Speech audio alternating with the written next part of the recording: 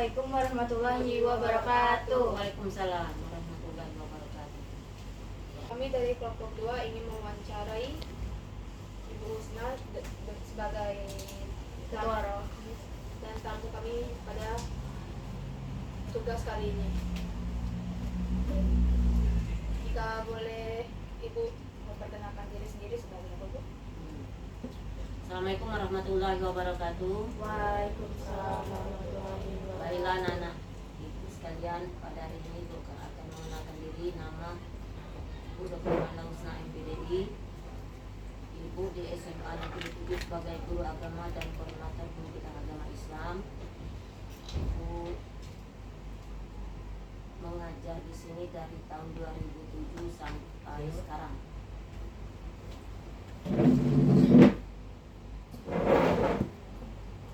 Ibu, di sini kami ada beberapa pertanyaan yang mau kami tanyakan ke Ibu seputar keagamaan dan rohis, Ibu.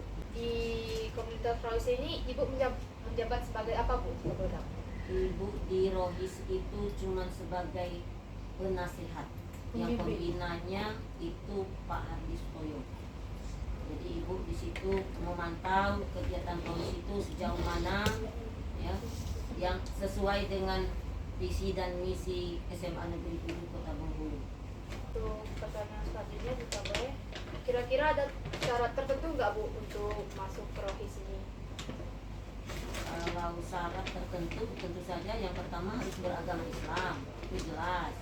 Sudah itu syarat yang lain ya tidak harus dipilih, siapapun bisa masuk rohis, apalagi yang latar belakang agamanya agak kurang. Jadi kita rekrut mereka dan kita ajari dari dasar-dasarnya, baik itu apa pendidikan agamanya, baik itu tata cara sholatnya, baik itu apa tuh baca Al-Qur'annya. Kalau memang tidak bisa betul, kita ajari dari yang paling dasar.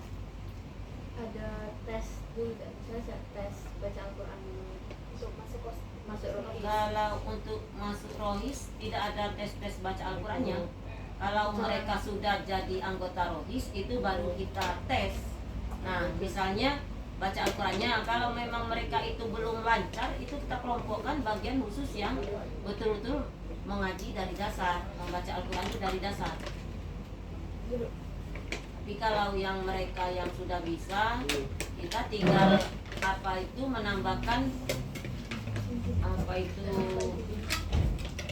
yang lebih tinggi dari yang tidak bisa sama sekali. Yang tidak bisa sama sekali itu kita ajari dari apa metode apa seperti pelajaran yang kayak apa tuh dari awal betul, misalnya dari Iqra jilid 1, jilid 2, jilid 3, kalau sampai terakhir itu sudah kita jamin bisa baca Al-Quran. Nah, yang sudah bisa itu kita perbaiki itu tajwid dan makhrij hurufnya.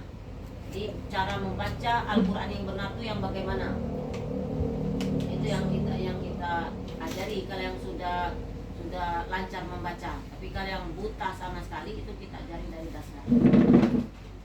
Kasih jawabannya. Kalau di komunitas ini nih ada kegiatan rutinnya enggak, Bu? Kegiatan rutinnya kalau yang apa itu setiap hari Senin, Rabu, Kamis sama Jumat selesai sholat Jumat. Itu selesai KBM itu mereka belajar di lab agama di sebelah. Itu khusus yang laki-laki itu belajar tajwid dan makhrijal huruf di lab agama. Kalau aturan-aturan di sini nih ada yang aturan-aturan dari rohisnya ada yang tidak boleh dilanggar, ya?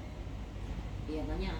Misalnya apa itu dari segi kita kan di rohis itu di samping mereka harus bisa membaca Al-Quran dengan lancar, dengan benar, di samping itu juga mereka sholat yang benar, dan yang lebih utama anak-anaknya harus berakhlakul karim. Jadi kalau mereka misalnya menyimpang itu kami tegur, atas teguran pertama, kedua, yang ketiga kami kasih surat peringatan, tidak cocok keluar dari rohis. kita ingatkan masih juga ya boleh buat. Kita kan mau membina generasi-generasi penerus yang bakal meneruskan kami nanti. Walaupun bukan dalam artian anak SMA 7 ini tidak bisa meneruskan estafet itu kepemimpinan kita ke depan, cuman dari Rohis ini di samping mereka punya ilmu umum, mereka juga punya dasar ilmu agama.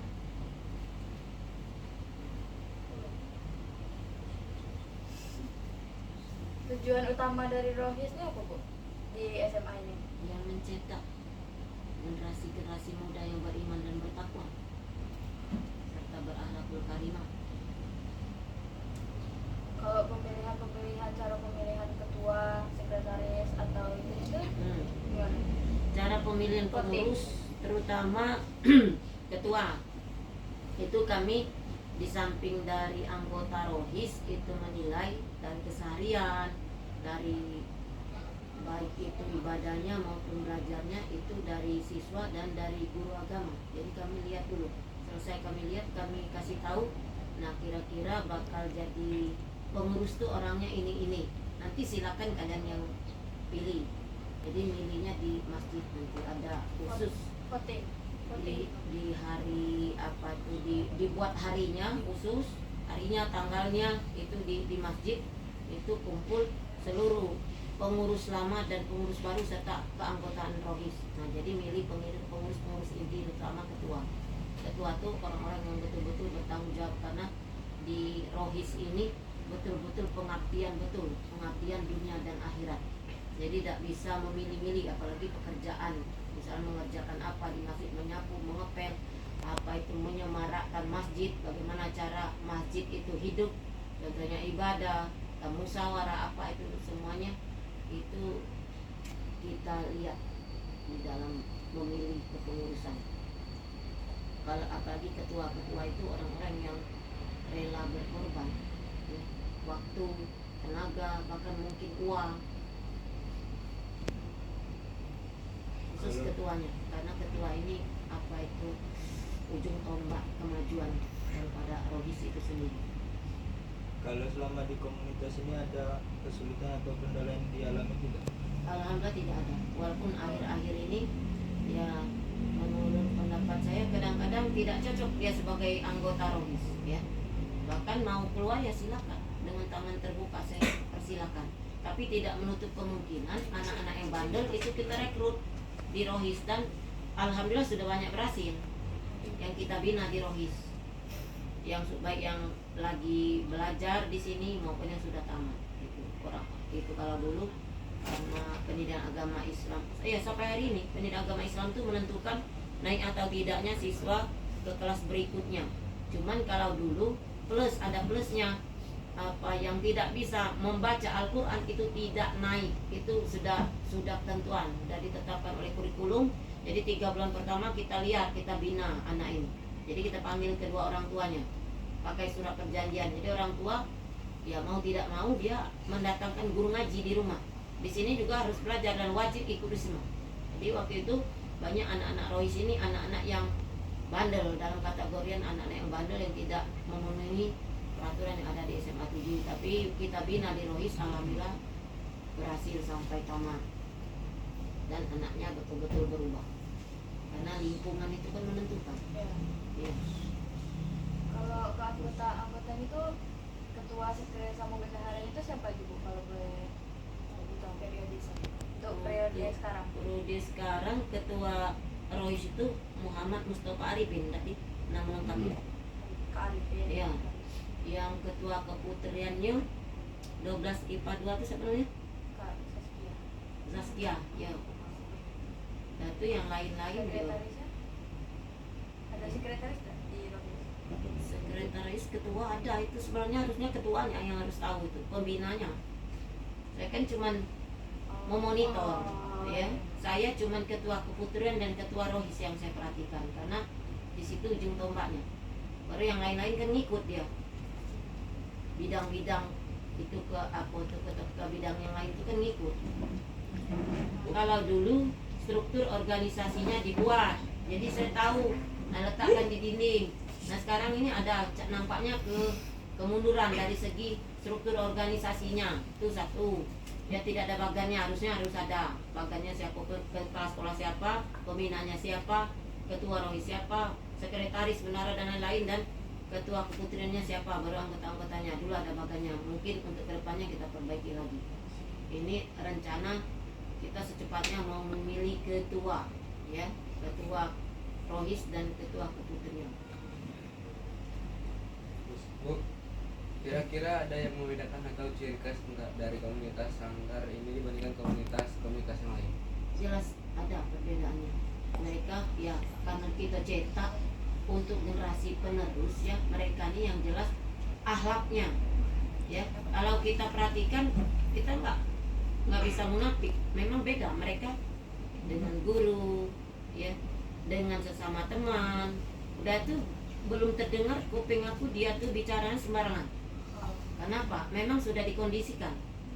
Saya bilang, kalau anak rohis saja sudah mencarut, bagaimana anak yang lain? Kalau anak rohis saja sudah melawan guru, bagaimana siswa yang lain? Ya.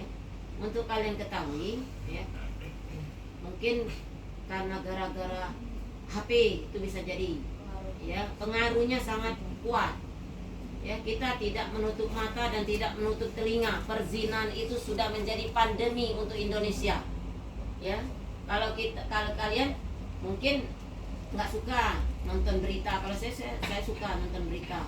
Ya, anak umur 5 tahun pelecehannya sama umur 5 tahun. Bayangkan, anak umur 5 tahun, ya, bapak kandung memperkosa anak kandung, ya, datuk memperkosa cucu, ya, saudara kandung, na'udzubillah minta jauh pada malapetaka itu, ya, dari Allah sampai 7 turunan. Saya kadang-kadang kalau berbicara itu merinding, apalagi guru BK curhat-curhatan dengan saya malam-malam, ya, WA, tarik telepon-teleponan. Nah, guru BK-nya sambil nangis, saya juga nangis. Karena nangisnya bukan apa, nak bawa kemana negara ini, nah kira-kira kan. Karena kita ini tidak bisa berbuat banyak, kita bukan penguasa, kita rakyat. Seharusnya yang seperti ini kan yang punya kuasa, nak dibawa kemana negara ini. Sementara kita yang mungkin tidak sampai lagi, kali 95% Islam, 90 mungkin itu pun mungkinlah kurang, nak. Seluruh Indonesia ini mungkinlah sekitar 90%, tak pula 88% beragama Islam, ya. Negara yang begitu besar, negara yang begitu hebat, ya, kayak perzinahan kayak biasa-biasa saja, na'udzubillah min dzalik gitu, ya. Makanya sering saya jadi pembina acara, saya sampaikan sengaja, karena di situ kalau pembina acara kan bertemu semua dengan kelas 1, 2, dan 3. Jadi saya nyampaikan dari hati yang paling dalam, kesedihan itu semuanya, ya. Kesedihan melihat kondisi saat ini, ya, baik di sekolah, di masyarakat, apalagi berbangsa dan bernegara. Yang bisa menghentikan semua itu adalah yang punya kuasa, ya. Makanya kita itu tidak dilarang oleh agama, kita punya kekuasaan dimanapun. Karena dengan kekuasaan kita bisa berbuat banyak, bukan untuk apa itu melemahkan orang yang sudah lemah, bukan. Kita dengan punya kekuasaan itu kita bisa membawa, contohnya sekolah. Kalau yang berkuasa di sini orang yang benar, ya, yang pertama satu kepala sekolah, pimpinan sampai pimpinan. Yang kedua kan para wakil. Sudah itu ya turun sedikit wali kelas dan turun lagi guru. Kalau yang punya kuasa kepala sekolah dan wakil itu sejalan niatnya sama untuk memajukan sekolah ini, insya Allah tidak akan ada lagi siswa-siswa yang bolos. Insya Allah tidak akan ada lagi siswa yang hamil di luar nikah. Insya Allah tidak ada lagi siswa yang sembarang ngomong, kalau bicara sedikit mencarut. Insya Allah tidak akan terjadi seperti itu kalau kita mengkondisikan semua. Tentu saja dari atas dulu, jangan cuma tunjuk-tunjuk doang dan marah-marah doang. Itu anak-anak ini kan kata Rasulullah, segala sesuatu dia menilai orang lain, ibda binafsik. Jadi kalau dia yang dia contoh itu orangnya baik, insya Allah anak-anaknya jadi baik. Memulai baik-baik itu kan dari diri kita dulu. Ibda binafsik, segala sesuatu dimulai dari diri sendiri. Jadi kalau gurunya tegas boleh, tidak ada. Islam itu melarang guru agama harus lemah lembut, nggak ada di dalam Al-Quran, nggak ada di dalam hadis. Yang keluar dari mulut kita itu yang kira-kira untuk mendidik diri kita dan mendidik orang lain. Keras, kencang, tapi kan kita mengarahnya kepada pendidikan, ya. Hei, sini kau, nak masuk surga situ kau, ambil uduk kan. Bicara itu nggak ada yang melenceng, nggak ada yang salah, ya. Cuman mungkin tidak selembut orang, kan ada orang karakternya kan lembut. Agama Islam tidak mengajarkan itu, ya. Tegas itu boleh, yang tidak boleh keras. Beda, keras dengan tegas itu beda. Kalian bisa bedakan. Kalau keras belagu terus Ibu Husna tiap hari dengan guru, ya. Tapi alhamdulillah sudah hampir 16 tahun masuk tahun ke-17 tidak ada Ibu belagu ke orang ini. Ya, cuman begitu Ibu agak kencang guru diam. Karena apa? Ini analisanya ini benar Tino ini, cuman cara nyampaikannya baik agak kurang itu dengan nada-nada. Itu Islam tidak melarang. Islam melarang yang keluar dari mulut kita yang tidak mendidik. Tapi kalau mendidik untuk diri kita dan orang lain itu dakwah. Dakwah, gaya dakwah setiap orang berbeda.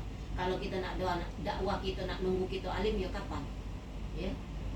Dakwah itu dari sebelum kita alim sampai kita menjadi orang yang penuh dengan ilmu pengetahuan. Kapan kita nak berdakwah kalau kita nak nunggu kita alim, tidak ada dosa, tidak ada manusia itu pasti ada dosa dan ada salah. Ya, berdakwah setiap saat, setiap waktu. Ya. Jadi makanya kalau orang lah tahu Sapu Ibu Husna insya Allah tidak akan komplain. Ya, apapun yang aku lakukan itu dengan yang sebenarnya itulah ajaran agama. Ya, dan insya Allah tidak akan keluar dari Al-Quran dan hadis. Ya, tuh. Apa lagi? Bisa diceritakan secara singkat nggak Bu sejarah nulis SMA 7 ini waktu Ibu baru mengajar menjadi guru agama di SMA 7 ini, atau kejadian-kejadian tidak terlupakan selama Ibu menjadi bagian dari nulis? Oh iya.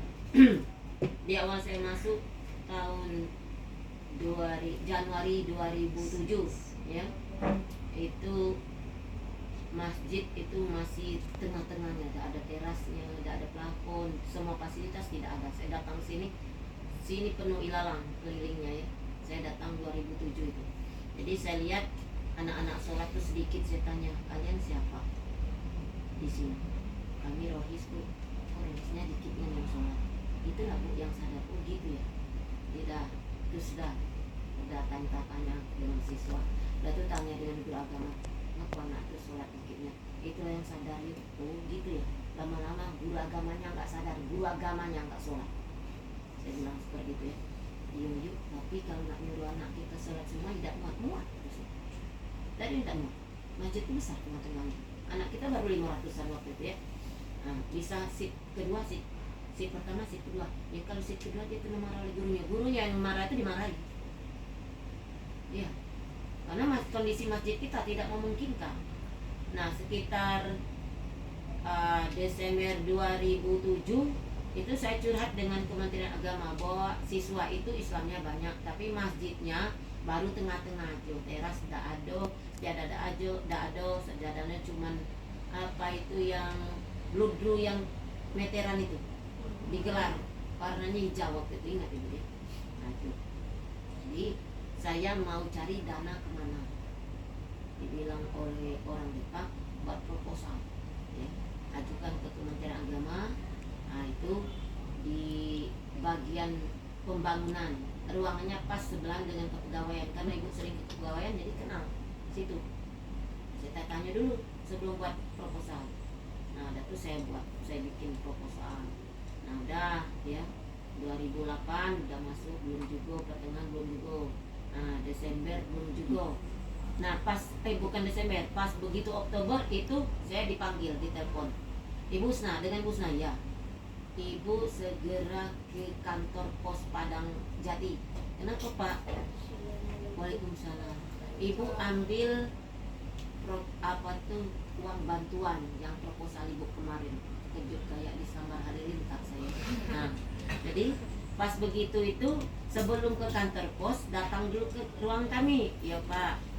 Nah Bu, ya ini dibantu 39.900.000 Ibu yang minta kemarin. Jadi kami kasih bantuan 50 juta. Ibu kan ngusul segitu. Kalau Ibu ngusul 100 juta mungkin kami kasih. Maka Ibu ngusul 39 kami oke kan 50. Jadi 50 juta saat itu besar, uang 50 juta. Jadilah teras kita itu yang di sini dengan sini, yang sebelah sini arah ke pantai itu bantuan murni, bantuan orang tua siswa. Jadi saya titipkan proposal satu-satu dengan siswa. Waktu itu tahu dengan siswa tuh, dekat dengan orang tua dan tahu ini anak siapa, orang tuanya di mana, kenal. Jadi titip dengan mereka. Jadilah teras sebelah, akhirnya teras keliling. Nah, jadi kegiatan keagamaan mulai waktu itu 3 bulan pertama ibu di sini udah mulai ibu disiplinkan. Anak-anak ibu abseni dan saya semua megang waktu itu absennya. Jadi di tahun-tahun pertama di sini semua absen sholat itu saya yang pegang. Jadi anak-anak takutan dia. Dan pihak sekolah sangat mendukung. Wakil kurikulum waktu itu mendukung Pak Rustiono yang sudah jadi kepala sekolah SMA 1. Karena dia melihat gebrakan saya itu banyak, itu sangat-sangat didukung oleh beliau. Nah, jadi mulai Rohis ini mulai berkembang.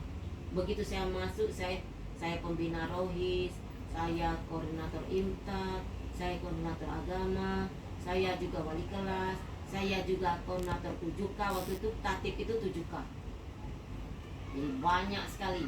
Nah, ya waktu itu karena masih energik, masih muda, jadi ibu kerjakan semua dalam kayak mengerjakan sesuatu itu ringan-ringan saja. Nah, karena didukung oleh pihak sekolah. Kalau kita bekerja itu didukung, kita tidak mikir penghasilan kita, yang penting kita senang dulu, ya. Yang penting senang dulu, karena rezeki itu Allah yang ngatur. Prinsip saya itu satu, sampai hari ini saya berprinsip seperti itu. Saya tidak diberi apa-apa oleh manusia, tapi Allah tidak pernah tidur dan tidak pernah lupa dengan hambanya. Saya diberi dari rezeki yang lain. Itu prinsip hidup saya, jadi saya tetap jalan. Orang nak ngomongin saya apa terserah, yang jelas saya ingin bagaimana siswa SMA 7 itu di samping punya ilmu pengetahuan dunia, dia berakhlakul karimah. Nah, nak mendidik orang-orang berakhlak mulia itu ya tentu saja dari penanaman agama. Ya, agama saya kece ditesi anak ngaji Sabtu ke depan, ditulis ke absen. Nah, jadi kalau dibanding dulu itu perkembangan Rohis itu untuk saat ini agak merosot, karena hampir rata-rata ketua Rohis itu yang pertama saya temui anak Pak almarhum Pak Sapri Jamal, itu udah S3, itu kini dosen tetap UNIF. Itu pertama saya jadi pembina Rohis, dia ketuanya, terpilih dia. Dan hampir rata-rata terus semuanya ikatan dinas. Nah, lah agak merosot pas tahun yang sudah Covid. Nah, waktu itu masih terus. Yang sudah itu hampir rata-rata ikatan dinas dan udah hampir semua kerja di lembaga pemerintah.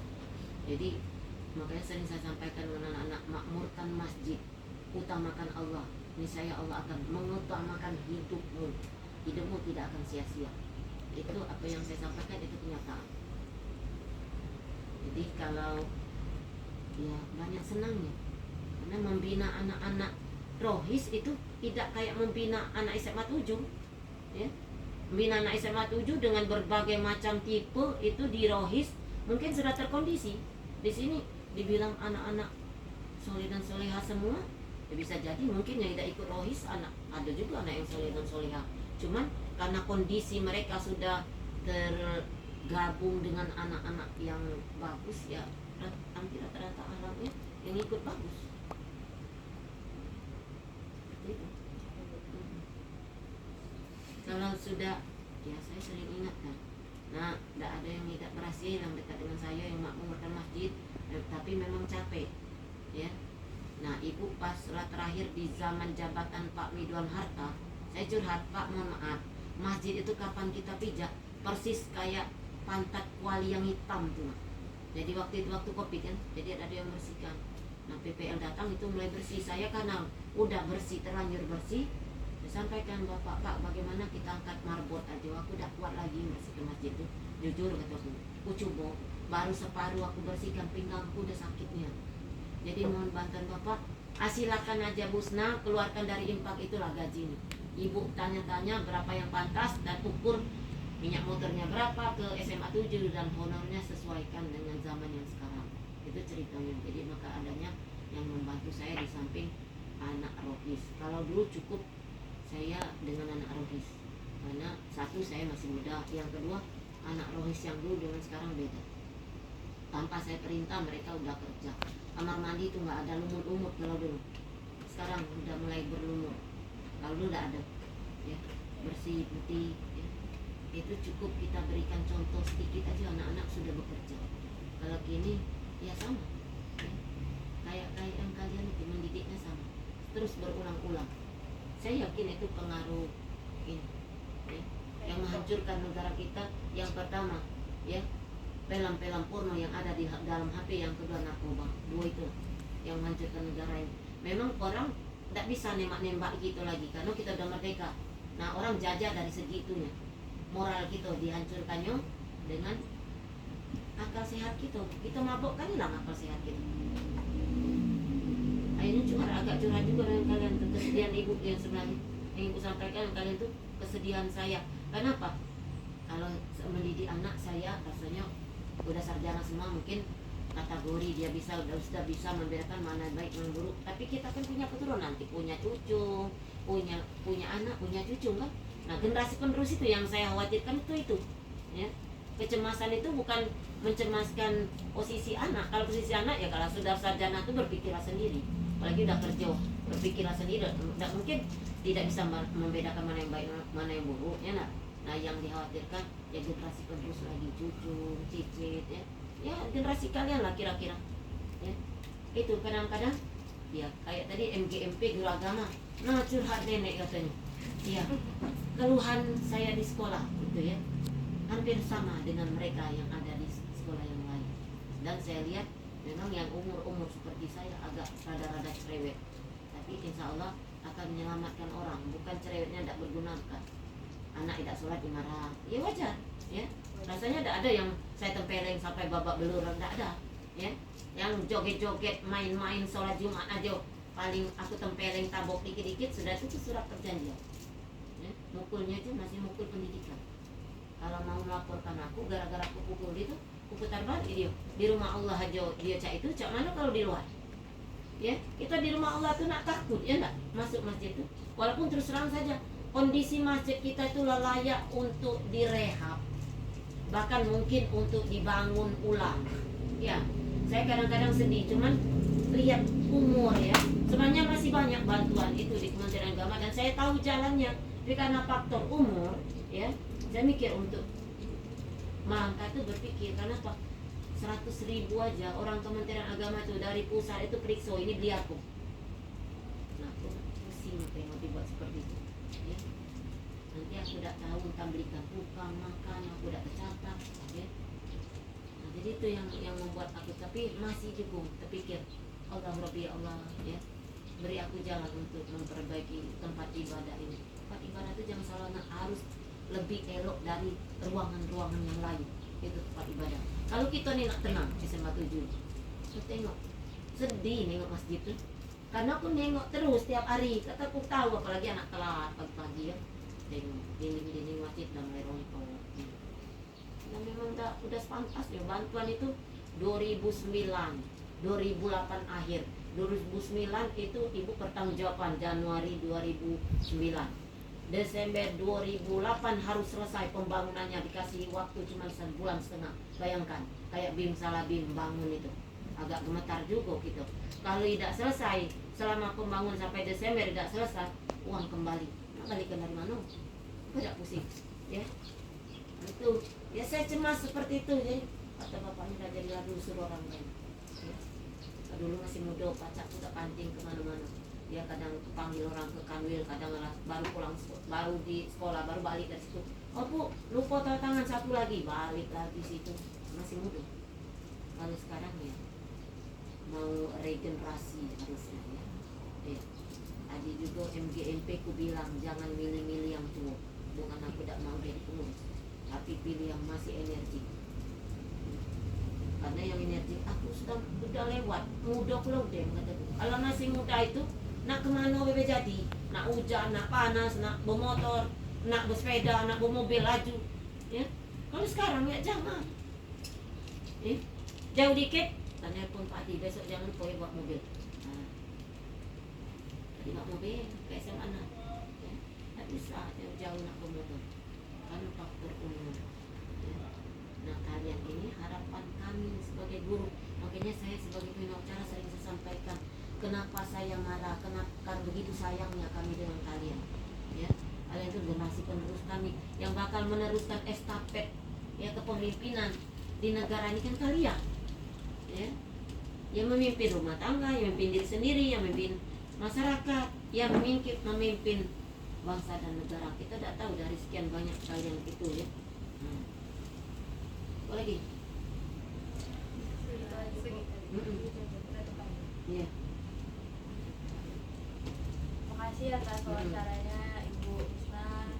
Kami dari kelompok sosiologi mengenai agama. Kami mengucapkan terima kasih banyak karena itu sudah mau meluangkan waktu untuk kami wawancara. Assalamualaikum warahmatullahi wabarakatuh. Waalaikumsalam warahmatullahi wabarakatuh.